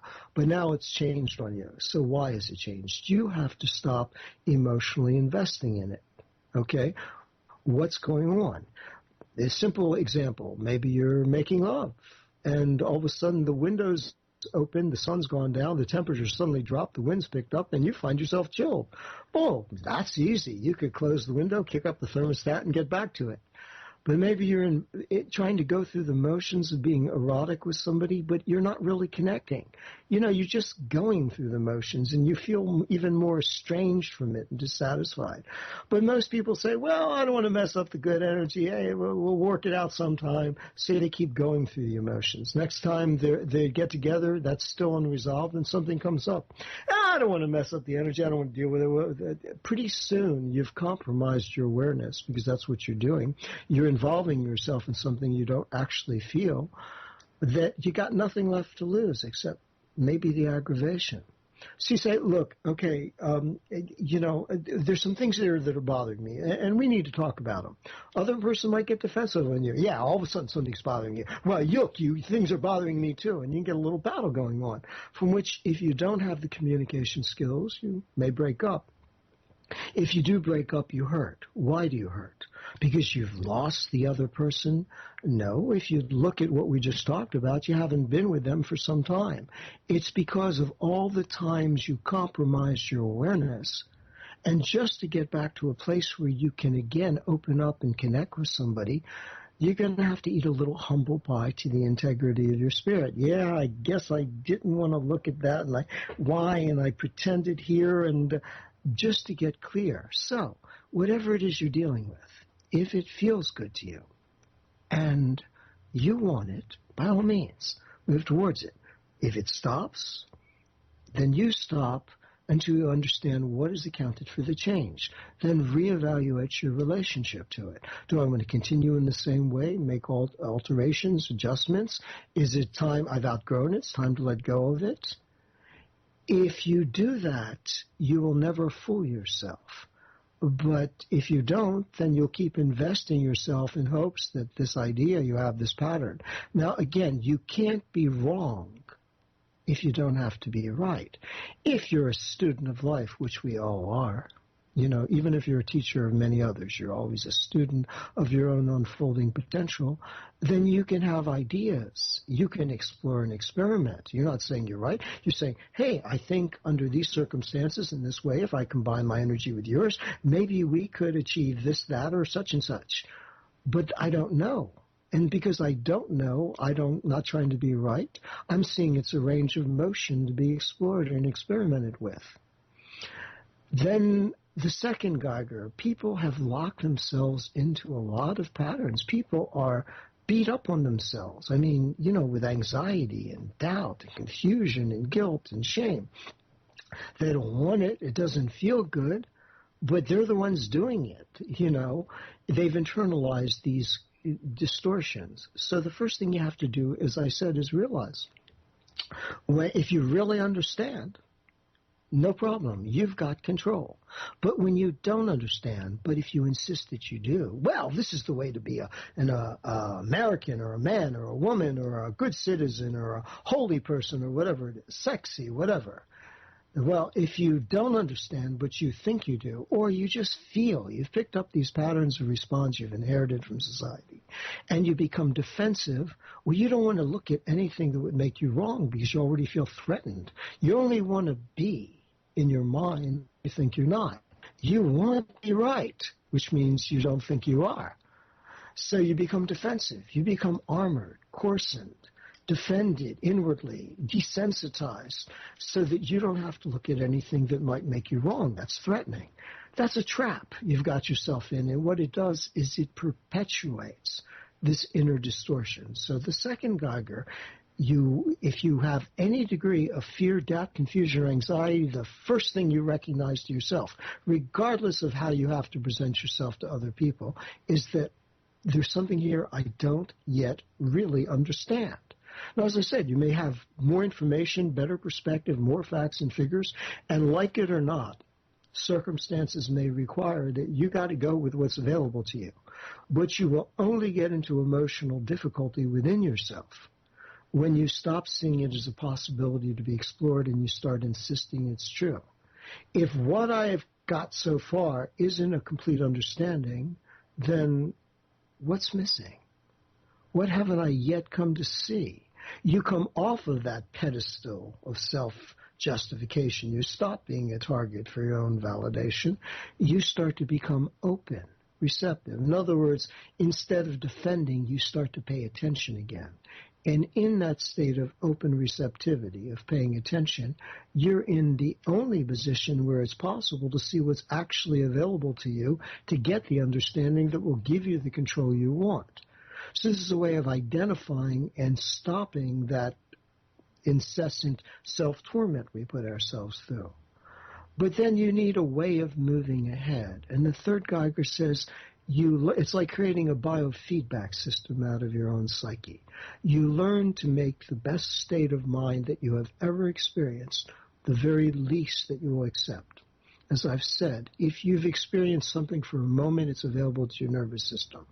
But we do tend to confuse the state of mind we access with the person, the place, the thing, the situation. And because it was a nice state of mind, we'd like to get there again, we try to make a whole thing out of it. Gee, I went out and it was the best sex, the best date, the best romance of my entire life. I would want more of that.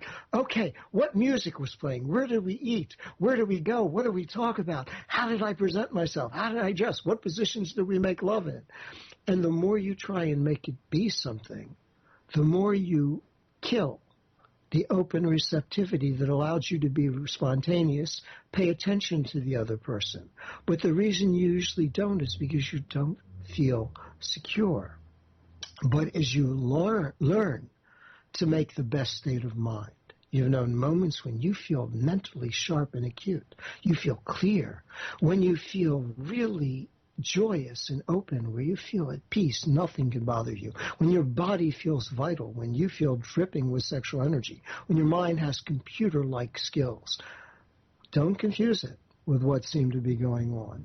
Then that becomes a gauge. Well, if I'm going to relate to this person or these circumstances, what I'm looking for, whatever the circumstances are, I can always adapt, adjust. I like new things.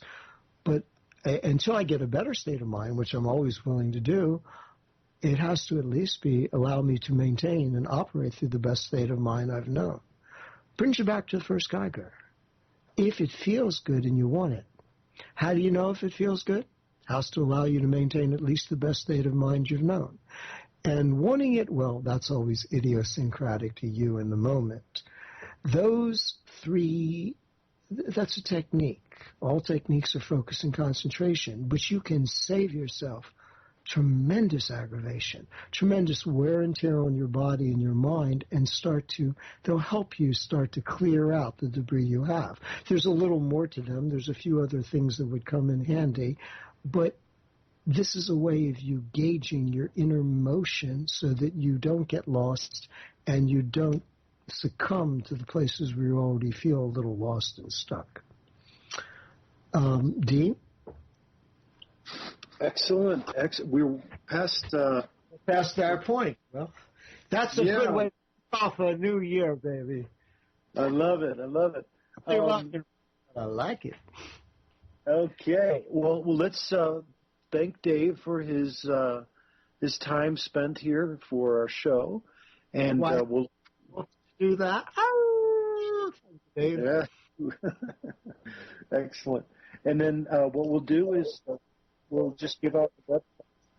Couldn't hear you, Dean. You cut out. I think he was going to give out his website. Are you back, Dean? Okay. Dean, you can contact Dean and view his information at his website, which is www.acutone.com. And you can certainly invite you to visit my website. You'll find some audible as well as written samples from my most recent book and one before it. You'll find a podcast library I've started. You'll find Oh, there's all kinds of things on there. I hope you explore it a little bit. My website is www.lifegame, LIFEGAME.com, lifegame.com. And contact all both of our sites. If you want to email us or something, we'd love to hear from you.